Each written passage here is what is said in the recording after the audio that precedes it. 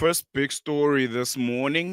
Global leaders have convened in Sharm el-Sheikh, Egypt, for a high-stakes Gaza peace summit intended to solidify a ceasefire and to mediate a path forward and a new chapter when it comes to the Gaza and Israel debacle. And joining us live right now is Dr. Oscar van Heerden. He's an international relations expert.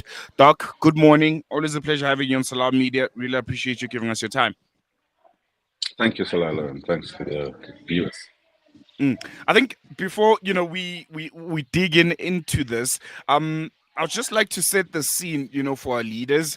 There's around 20 nations that are currently present in Egypt for the Gaza Peace Summit that is co-chaired by the United States of America, Donald Trump, and Egypt's President Abdel Fattah el-Sisi.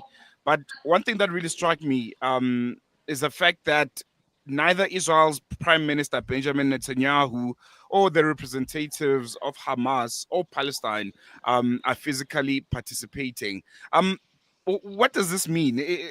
Can you have a peace summit for two countries, but they don't have any representation? Yeah, no, look, I mean, it's very curious, Salalo. The president of the Palestinian Authority, Mahmoud Abbas, was there. He's present. But you are right. The two belligerent parties that have been fighting this war for the last 2 years was not in the room, which is very, very curious. Instead of asking various leaders from Pakistan and others to come to the front and talk, you would have wanted to see the picture of the leaders of Hamas and Netanyahu being there, shaking hands, giving some credibility to this peace plan, but it was not to be. And I think that's a very, very concerning state of affairs. But let's just unpack it. I think, what began where we ultimately find ourselves was that proposal from Donald Trump, the 20 peace point plan that he presented, ultimately led to a ceasefire, an exchange of prisoners and hostages. From that moment to where we currently find ourselves, are there positives that we can take out of this? Are we at a place where we can certainly say there could be peace? There could be a moment of peace for the people of Palestine specifically, I think, who have suffered extensively for the past 2 years. Look, we can't talk of peace. Let me make that very clear. This is not a peace deal. This is a ceasefire deal. This is a deal that says, let's hostilities cease and let's have an exchange of prisoners and hostages and so forth. And then we can talk phase 2, which is how do we potentially map a way forward. I think it's very important, Salala, to indicate that if you talk of a genuine peace plan, you have to talk about ending the occupation, Palestinian freedom, and of course, self-determination. Excuse me. A viable Palestinian state. None of these elements are in this current plan. So it's not a peace plan.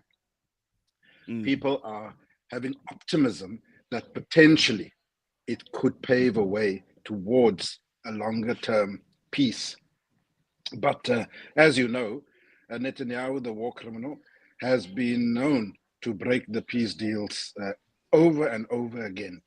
Now that the Israeli families are happy, their sons and daughters are back, their parents and so forth, who knows what Netanyahu will do to continue with the genocide in Gaza. I want to talk on, the implementation of this, ceasefire, peace plan, or whatever, you want to call it. Assuming that, some of these accords or declarations that have been put here on the table are well intentioned, what are some of the biggest obstacles to implementation, especially in Gaza, on the Israeli side, and also just regionally, when there's been so much damage over the last 2 years in the Middle East and itself because of Israel and their actions in Palestine after the 7th of October? Well, there's three sticky points. The one is the governance of Gaza. To think that you can just import an external board with foreign leaders being on the board to determine what must happen and how to govern the Gaza Strip is problematic in itself. Because especially also if you want to now bring in people like Tony Blair, who we know he himself should also be at the International Criminal Court for war crimes committed in the Middle East, particularly in Iraq.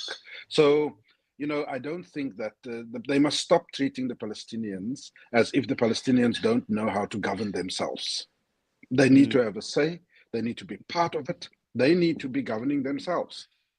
Whether it is the Palestinian Authority, whether it is a different entity that's going to govern, but to think that you are going to govern the Palestinians in a colonial mentality over them by some board, that is a problem. Number two is the withdrawal of Israeli troops. Exactly till what point are they going to withdraw? Are they going to withdraw all the way to northern Gaza? Are they going to go outside of the territory and leave Gaza to the Palestinians, which we know they won't do? So that's going to be a sticky point because I suspect they still want to have some measure of control of northern Gaza. And then the third element that is a sticky point is this element that was smuggled in at the last minute, which is to disarm Hamas. Now, there is no resistance movement that is going to voluntarily disarm when the occupier is still there. If there's no talk of ending the occupation, there's no way Hamas is going to agree to disarm. They agreed already in principle that they don't have to be in the governance of Gaza. They've agreed to that. They don't mind if someone else governs, but they are certainly not going to agree to disarming. That's not going to happen. So there's still a long way to go, a lot of issues that needs to be tackled and negotiated on. And I suspect we're going to hit all kinds of speed bumps in this process. It's interesting that you still speak of the occupier being there. The conversation around a two-state solution, I think, has always been a fallback for many when you talk about Israel and Palestine. Two-state solution, that's what we all need to be working toward. Looking at the current state of affairs, is that still a viable solution? Are we still at a place where we're looking at a two-state solution as a solution? Well, unfortunately, many global leaders and global governments still talk of a two-state solution. It's as if people have not visited the occupied territories of the West Bank and of Gaza, East Jerusalem, and so on. A two-state solution, in my humble opinion, Sligo, is not viable anymore. It simply isn't. The amount of settlements, illegal settlements, that have invaded and continues to be done in the West Bank is such that very little land is left for the Palestinians. They're constantly being harassed, they're constantly being killed, their land is being confiscated with the assistance of the IDF and the Israeli government. Smotrich, Ben-Gvir, and the likes have been arming people, Israelis, giving them semi-automatic rifles and so on, so that they can defend themselves against the Palestinians. But in effect, they are using those weapons to intimidate, to maim and kill Palestinians so that they can take their land. So that is continuing. If you go to the rest of the East Jerusalem, for example, when you visit, it has completely been taken over by the Israelis. They interact with East Jerusalem. They've incorporated it into Greater Jerusalem as if it is theirs. You could be mistaken to think that it's actually the Palestinians that is supposed to be in control of East Jerusalem. And with Gaza, firstly, they don't allow any of us to go into Gaza because they know the atrocities that they are committing in Gaza. You look at places like Hebron, where they've literally created a fortified existence for the Palestinians, where they can't move in certain streets and so on and so forth. So, the truth of the matter is that it's going to take a huge amount of imagination, a huge amount of money, and a huge amount of sacrifices on the part of the Israelis to actually create a viable state for the Palestinians. And I just don't see it happening. We must Mm, be truthful. We need a similar solution like what happened in South Africa. You don't want to create a little Orania mm, and so on, and a Bantustan. You want to create a secular state, one secular state, where all have equal rights before the law. Everyone has got self determination and suffrage, where they can vote for whatever government they want. And the Palestinians that was forced into exile over decades must be allowed to return. This is the only viable solution. mm, mm. Um, Unfortunately, what, this is the current state of affairs. This is what we have at this current moment. This peace summit, and this proposal that was handed over by Donald Trump. Then from where we are, how do we measure success from this summit, from this period that we're in? Is it by staying powers of the ceasefire, how long it lasts, because of just how much the people of Palestine, of Gaza, have suffered in the last 2 years? Is it a reconstruction progress of some sort, or just broader diplomatic shifts? What should be the benchmarks that we should be looking at, and saying, well, at least there's some motion? Yeah, look, I mean, the people need to move swiftly. That's the first thing. Yeah, you can't now want to go back to your various capitals and sit on your laurels. That's going to be a disaster. Of course, Mm, the extent of the ceasefire, how long is it going to be in place? The amount of aid that is going to be allowed to come in, it has to be continuous, probably for a whole year, in order to make sure that Palestinians have got the necessary food, equipment, basic services, basic needs, and so on. And then, of course, there needs to be almost immediately a reconstruction plan. Who's going to clear the rubble, who's going to start building, bringing schools, hospitals, churches, and so on back into the community. There's going to have to be at least a 5-year plan of how to reconstruct Gaza, and restore the dignity of the Palestinians in Gaza. So there's no time to waste. no, most definitely. Unfortunately, we have run out of time. Doc, really, really appreciate you, always joining us and giving us the time, and hope we chat again soon. Always a pleasure. We got Dr. Oscar van Heerden, political analyst and international relations expert, just giving us insight on the ongoing Gaza Peace Summit. It's a peace summit that's currently in Egypt, ongoing.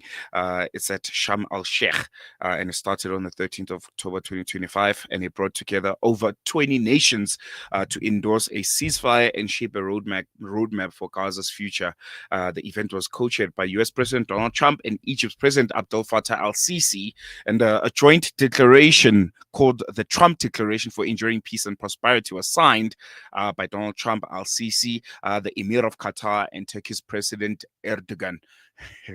Trump's Declaration of Enduring Peace and Prosperity. I'm sure he was waiting to have a declaration of some sort that was named after him.